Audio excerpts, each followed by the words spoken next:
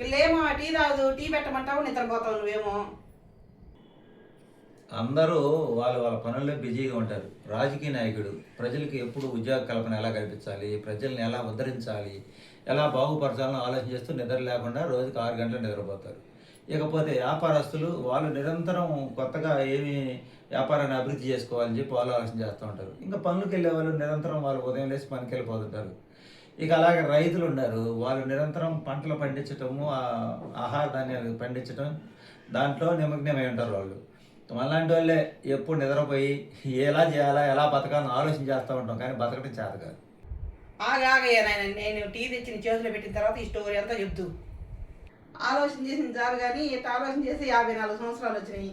ఈ టీ తాగి చూసారా ఫ్రెండ్స్, అందరూ వారి వారి పనులు నిమగ్నమై ఉంటారు. మనం మటుకు ఎలా బతకాలని ఆలోచన చేస్తే జీవితం మొత్తం నిద్రతోటి ఆలోచనతోటి కాలక్షేపం గడిపేస్తుంటాం అనమాట. ఇది ఈ వీడియో నచ్చితే లైక్ చేయండి, సపోర్ట్ చేయండి.